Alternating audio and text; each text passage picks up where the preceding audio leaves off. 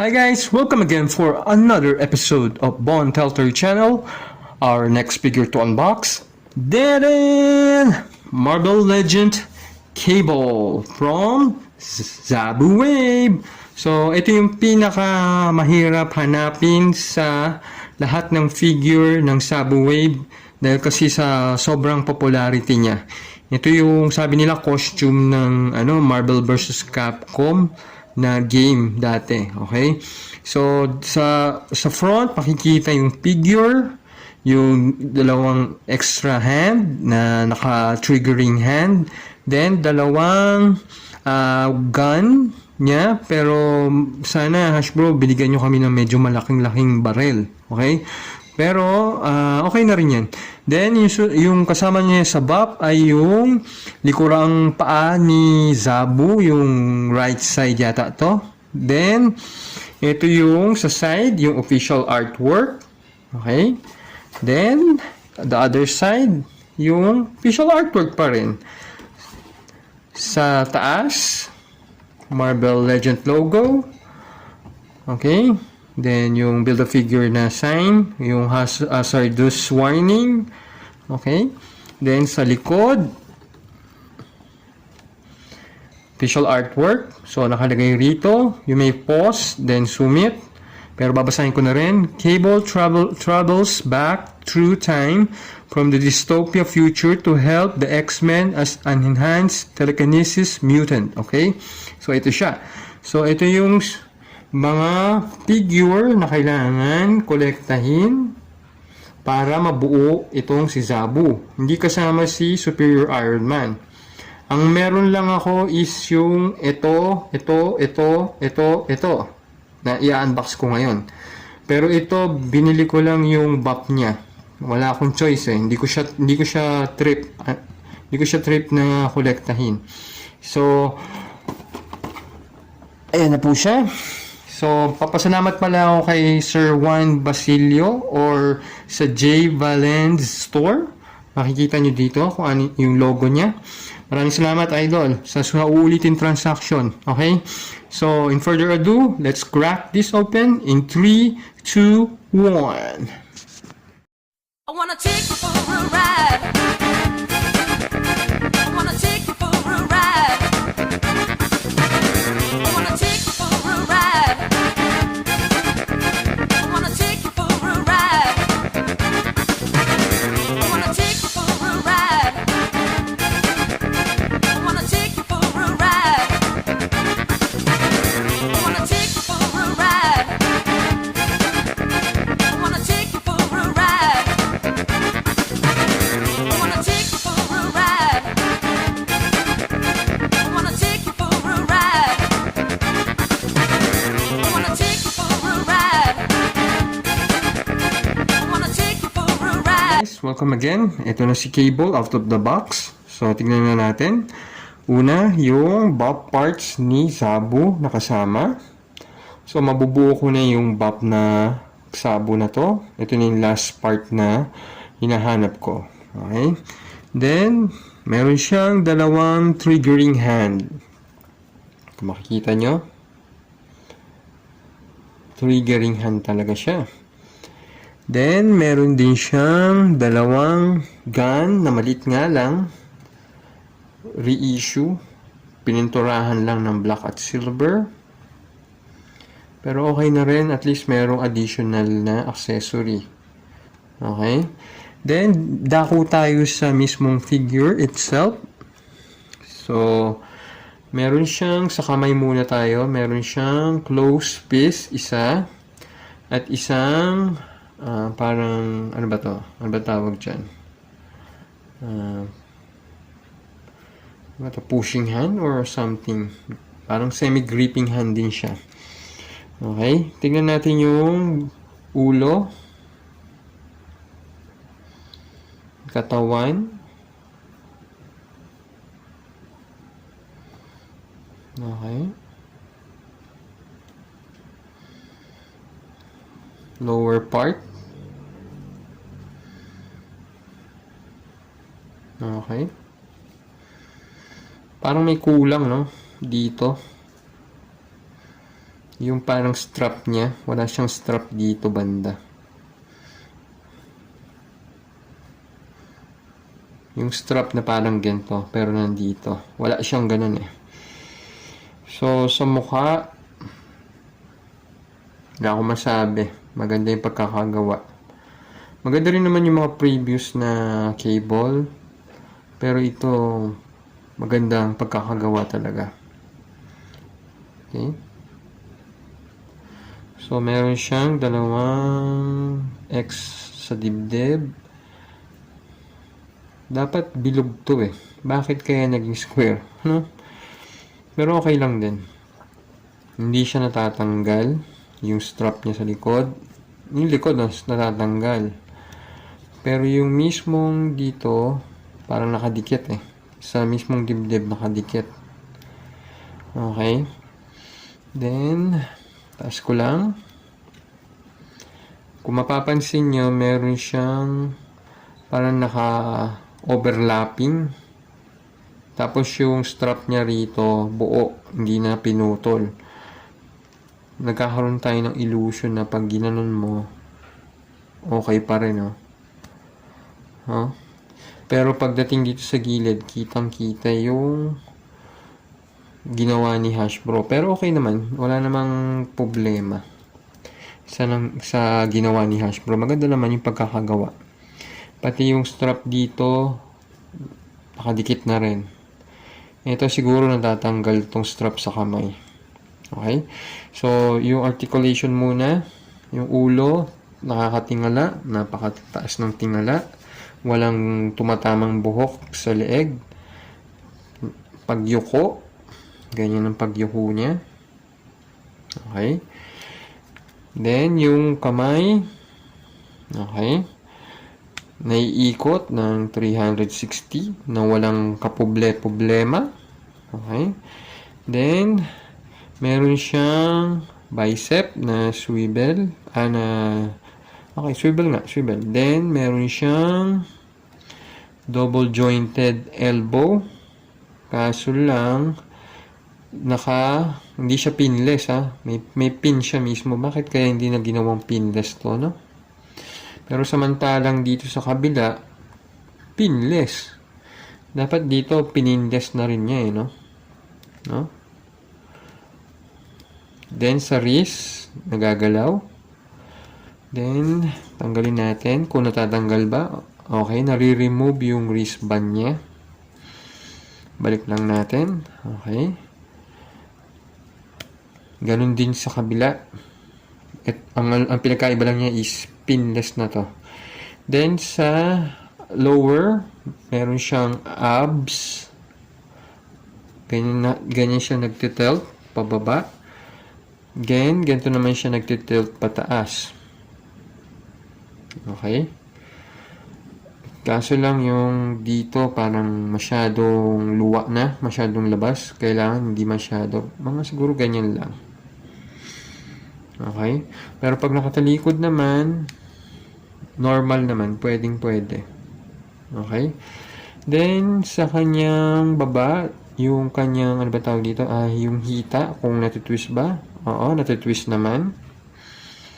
Thigh swivel ba to kung tawagin nila? Then, yung kanyang tuhod, naka-pinless. Good yun. Na double jointed elbow. Elbow, knee pala. Sorry, knee. Double jointed knee. Then, yung ano ba to? Boot swivel. Okay, natutwist siya. Pero kulang siya ng strap siguro dito. Then, ito naman yung kanyang paa. Then, kick na ganyan. May rocking. Pero, bago-bago. May rocking system. Okay. Then, nakaka-split ng ganyan lang.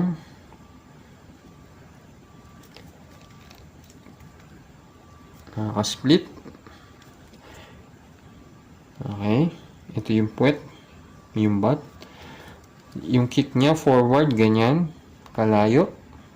Then, pag sa likod, malamang hindi ito masyado kasi alam ko na, ganyan lang siya extend pag sumipa patalikod dahil sa puwet, sa butt. Okay?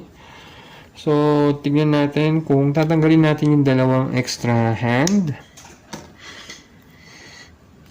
Ilalagay natin yung dalawang bagong hand na naka-gripping hand. Then, ilagay yung barrel. Wait lang ha. Medyo bago. Then, yung kabilang barrel.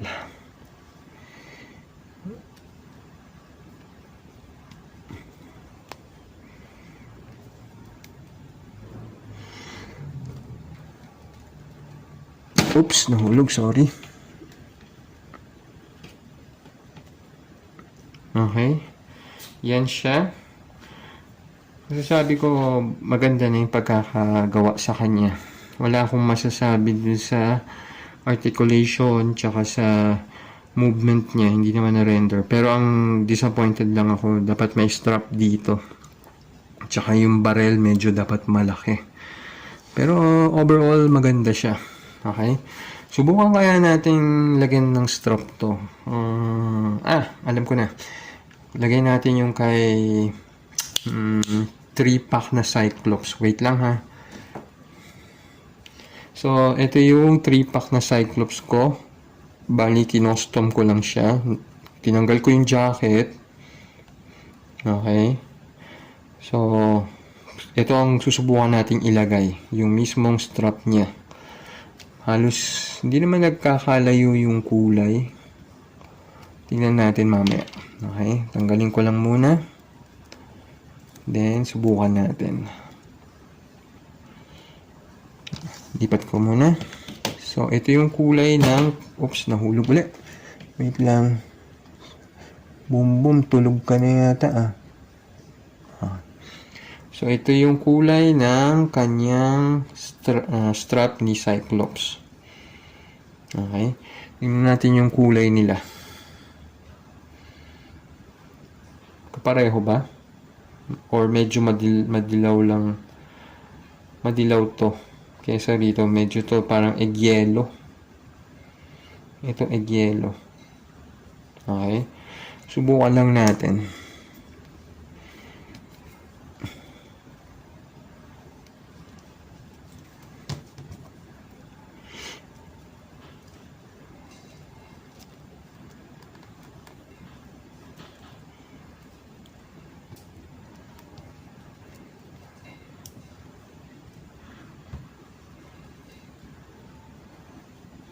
Yan. Ano sa tingin nyo? Maganda ba? Maganda ba ang pagkakagawa? Or ilagay ko sa tapi nakataas mismo? Wait lang. Dito.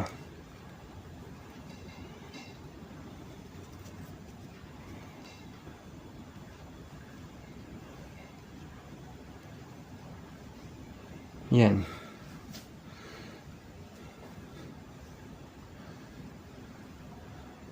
Maganda bang pagkakalagay?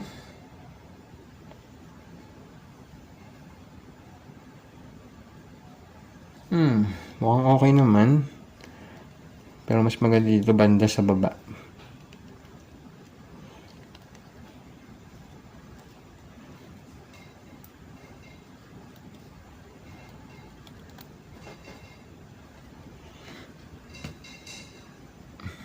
Yan. Maganda, di ba? Okay. Subukan natin ilabas naman yung tatlong version ni Cable kasama siya yung pangatlo. Okay, wait lang. 3, 2, 1. Ito na ulit tayo. Ito na yung tatlong version ni Cable na nilabas ni Marvel Legend. Yung una, ito yung sa X-Sanction na costume niya.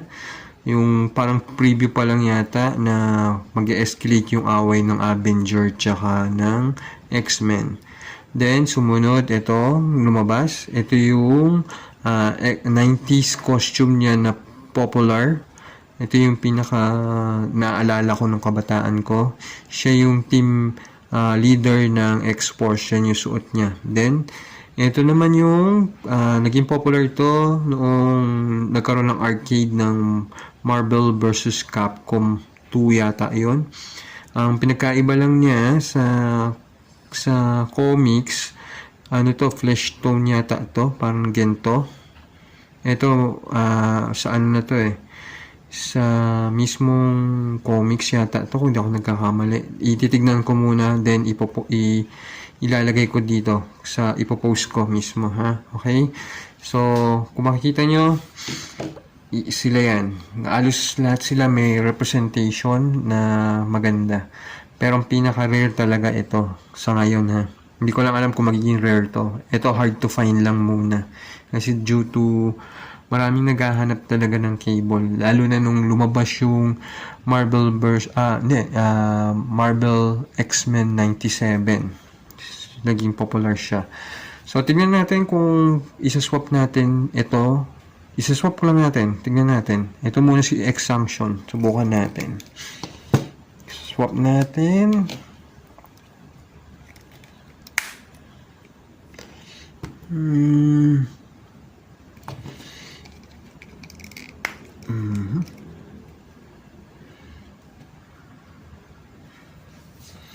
Ang maganda naman. Ganda yung pagkakagawa. Medyo loose lang to. Pero okay naman. Ganda naman yung gwapong-gwapo naman ni Cable. Okay. Okay. Subukan naman natin ito. Tanggalin natin yung ulo. Tanggalin natin yung ulo nito.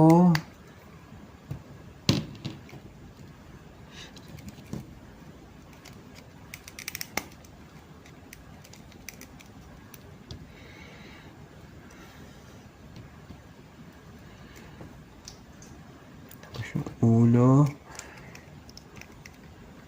Ito. Medyo masikip nga lang siya. Pero na ano naman. Yan. Maganda naman. Maganda yung pagkakakabit kahit ano, pwede Then, subukan naman natin ito dito.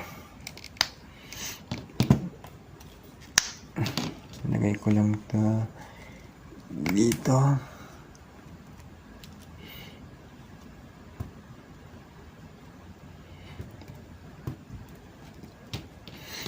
Ilagay ko ito dito sa kabila naman.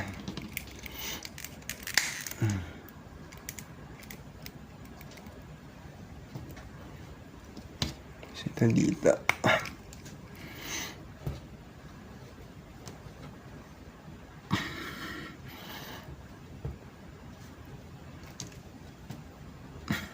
Yan. Ano sa tingin nyo? Mag-comment nga kayo mga bossing kung maganda ba yung pagkaka-swap. Tingin ko ito maganda. Nagagandahan ako rito. Futuristic bad boy,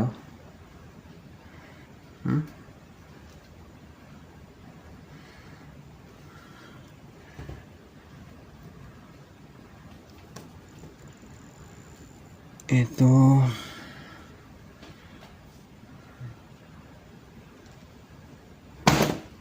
maganda rin. Oops, nahulog. Wait lang.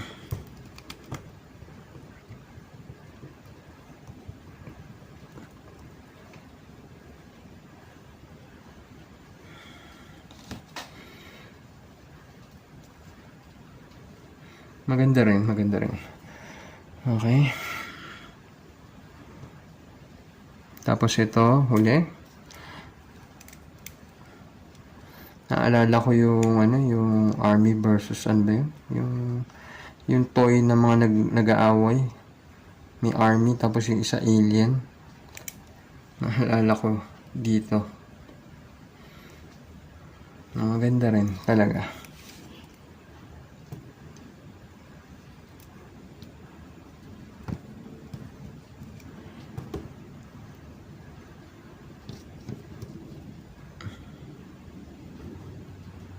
Okay, maganda siya. Walang kabigin. The best. Okay, balik natin sa dati. In 3, 2, Okay, yan na sila. Binalik ko lang sa mga dati nilang head. So, the best siya. Ang rating ko rito from 1 to 5. Highest is 5. Tingin ko nasa 4. Kasi, ang ano ko lang, ang mga comment ko lang is yung strap. Tapos, yung tawag doon, yung big gun, 2 baril na maliliit lang, tsaka parang tinipid pa talaga to, hindi pa ginawang pinless. Tapos parang ano siya, malambot na hindi ko maintindihan. Ibang-iba na yung plastic na ginagamit ni Hasbro. Dati parang matitigas na can stand alone, pero ngayon parang nagbe-bend na yung mga knee, yung mga elbow. Hindi ko lang alam kung ako lang nakaka-feel nun, pero hindi na masyadong maganda yung rubber na ginagamit or plastic. Okay? So, yan lang po yung aking masasabi sa figure na yan. Pero nasa 4 yan. Maganda yung overall niya. Okay? Tingin ko mag-collect na rin kayo niyan kasi one of this day magiging rare din talaga to si Cable. Okay? Lalo na yan. Si Cable kasi is magandang character yan. Kahit anong pwede mong ilagay story, babagay sa kanya. Okay? Susunod na tayo sa susunod na segment ko, yung comparison. 3, 2, 1. Guys, balik lang ako uli. Ito yung comparison naman ni Cable sa dalawang super villain, si Mr. Sinister at saka si Stripe. Okay? Halos magkakasing laki. Dahil lang dito kay Stripe yung kanyang yung kanyang helmet ay tumaas siya. Pero kung titignan niyo yung body, halos same level lang sila. Okay? So, i-try nating i-swap ito dito. Kasi yun yung karaniwan na ano. Ito yung kakambal niya daw or ka-clone niya. Tingnan natin.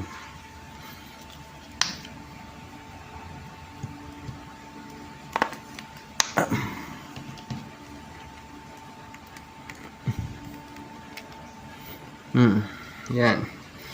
Yan si Cable or si Stripe. Maganda naman siya. Pero parang lubog yung ulo. So,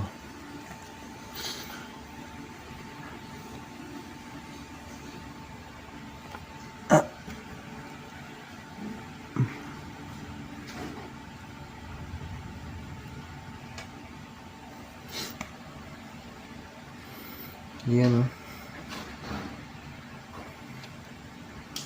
tsura niya. Maganda naman.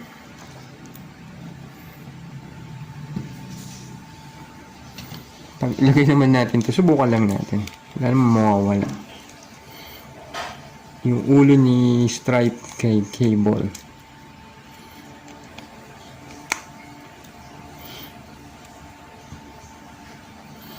Yan. Diba? Mukhang okay naman sila. Pero yung ulo niya parang masyadong bitin. Ito okay lang. Ito parang bitin yung kanyang ulo. Okay? That's all.